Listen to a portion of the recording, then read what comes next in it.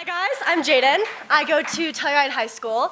And as Sarah said, I had a really amazing internship this year that was perfect for my interests because I had originally expressed interest in ocean acidification and its effects on coral reefs. And then I was like, actually, I want to study virology and the microbes in the Arctic Circle.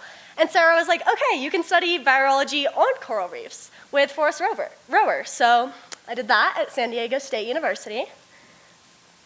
So on the left there is the head professor, Forrest Rower. Unfortunately, he was not in the lab during my internship because he was doing this other really cool project, basically creating like floating coral reefs to work with the currents in the ocean, whole complicated thing. But he was out saving the oceans while I was at the lab taking data for one of his experiments. So this was the campus of San Diego State University, super beautiful, and I was working in the life sciences building, which is that top picture.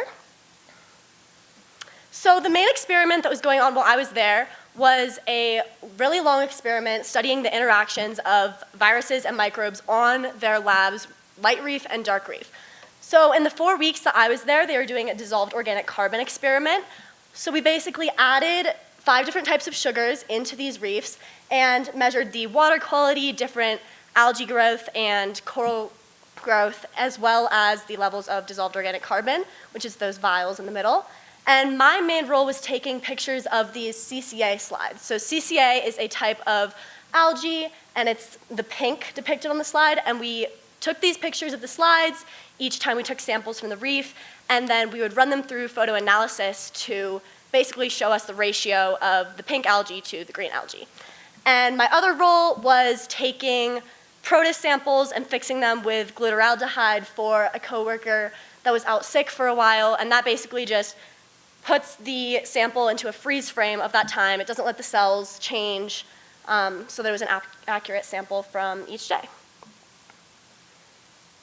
We can do the next slide.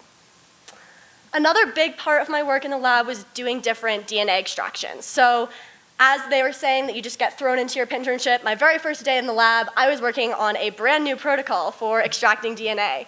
And having never taken a chemistry class, that was a little bit daunting. I was like, oh, I don't know if I'm qualified to be here.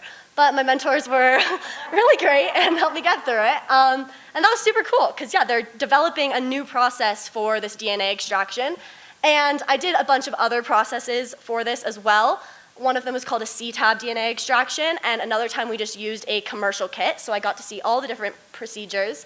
And the general idea is that you use a lot of fancy chemicals and equipment to break down the cell and break down the nucleus to get to the DNA inside, and then purify it, which leaves you with these little blue dots of DNA in these tubes over here, which you then put into a machine that tells you how pure it is to see if you can send it to a lab for sequencing. Another thing that I learned to do was just pour agar and culture bacteria.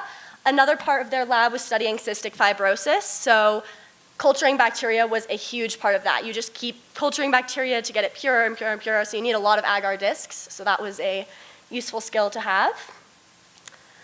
And then my last big project at the lab was doing a kind of seminar recreation simulation. So my mentors really wanted to make sure that I was getting the full experience of what a career like this would look like, and they said this is a big part of the learning process and career, just in general. So basically, I read a research paper, researched more in depth all of the processes that they used, and then gave a presentation on it to my lab members. And this specific paper was focusing on the high incidence of lysogeny in low oxygen zones of the Arabic Sea, which basically lysogeny is a form of viral reproduction, and this study showed that they go into this form of reproduction in harsh environments when they don't have the resources they need to use the other method. And in my free time, when I wasn't doing these big main projects, I was mostly learning to do basic R coding commands, because as other Pinterns have said, coding is very important in the world of science, even when you're working with coral and plants and animals. Mostly just for organizing data and analyzing those DNA sequences, because they're hundreds of thousands of characters long, and it takes minutes to just scroll through it, let alone read through it. Or read a ton of the books that my professor was publishing, because those were all super applicable knowledge to what I was doing. And then for fun, I was in San Diego, so obviously I took advantage of that and spent the majority of my free time on the beach. Had a really lovely picnic with my cousin who lives in Santa Barbara here, went to some botanical gardens, some art museums, and I had some fun on a boat for the 4th of July, which is those cute dogs over in the corner. And yeah, as everybody said, it's such a great experience to get out into a city. There are so many opportunities, so many experiences to be had. Driving was stressful, but I'm glad that I have that skill now. Probably important in the future.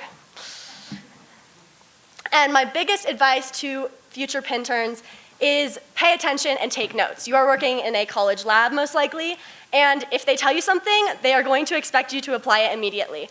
I learned one of the processes the first days, and I was like, okay, cool, like I totally understood everything they just told me, like I understood that general process, and then the next day, that person was out of the lab, and they asked me to recreate that sampling, and I was like, oh gosh, I'm looking in the fridge here, there are 4 different chemicals that all sound exactly the same, I don't remember which one they used.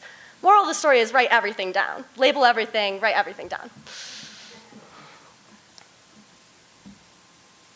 So yeah, big thank you to Sarah Holbrook and the Pinhead Institute for making this possible, as well as my main mentor at the lab, Andreas. He was so committed to making sure that I was learning every single day. He was so worried that I wasn't learning enough, and I absorbed so much information. This was the opportunity of a lifetime. Yeah, thank you to everybody that made it.